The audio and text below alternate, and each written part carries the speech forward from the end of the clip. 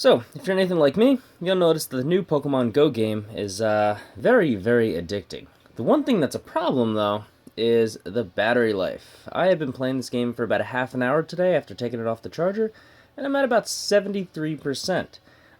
We noticed that we have the GPS location going off like crazy, and your phone may die as a result. So what I want to do is I want to give you a little bit of information about these external USB batteries. I'll explain a little bit about them, I'll provide links to ones that I think are very reputable, and I'll pretty much show you how these things work. Alright, so with that, let's get started. I'm going to close this out, but the basic idea of the USB batteries is it provides extra power like a wall outlet would in the form of a USB port. So I'm just going to get a USB cable, and I'll show you how it can be used to charge your phone. So I have a Nexus 6P. So I need a USB-C cable, but on the other side is just a regular USB port. So I plug it in, and then I plug it into one of my USB batteries. Right, press the button, power indicator comes on, and you can now see that my device is charging. This is nice because I have enough USB cable length so that I could put the charger in my pocket and still run around and go on my Pokemon adventure.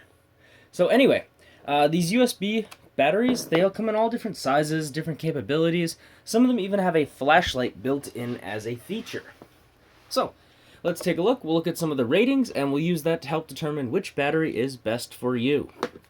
One of the ones that I really recommend is one of these slim packs, because they're tiny. They fit like right behind your phone in your pocket, so you can keep both of these in a loose pocket, and you can hold them together.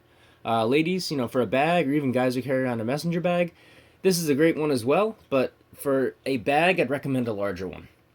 What I want to do is just show you a little bit about the size on these, so it'll say capacity somewhere on the device. So right here, this is a 6,000 milliamp hour battery.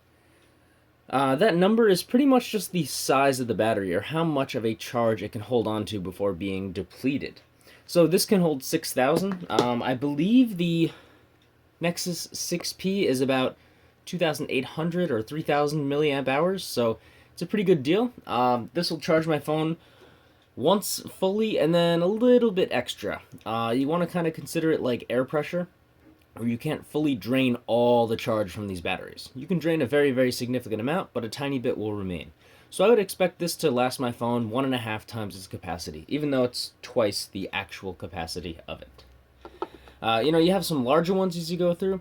This one is a 13,400 milliamp hertz. So this is going to be a nice device that I'm going to bring around if I want to offer, charging for 3 or 4 of my friends, or just on demand, or if I just forget to charge it. I have some other ones that have a ton of USB ports. One thing to keep in mind with these types, though, is that it will definitely not be able to charge all 5 ports at the same speed at maximum capacity. So, something to keep in mind. We have some other ones that are very, very small. This one's a little bit thicker. This one is a 6,000 milliamp hertz, just like the other small compact one. This will fit in the cell phone pocket of your jeans or your pants as well. And one cool thing about this is that it has a built-in flashlight, so you can use it, to illuminate if you're playing Pokemon at night. Alright, and we even have ones that are just absolutely tiny. This one is a 3,000 milliamp hertz, so this is about the size of my battery. This will give me about 60 to 75% of my battery power from it. But the cool thing about it is it has different levels of light, and it even has a strobe effect. So this is a warning that there's a strobe, but yeah, so this is a pretty cool layout of some of the types of batteries you can purchase. I'll be posting links to a bunch of different ones that I recommend, and this is by far one of the best ways to, keep your Pokemon game going on and on. And for all of these, they pretty much charge through a micro USB cable. So I take a cable, it plugs into the input,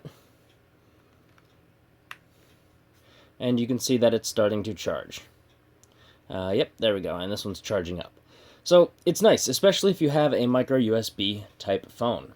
So anyway, those are the chargers. There will be links in the description. Thanks for watching, and happy Pokemon going.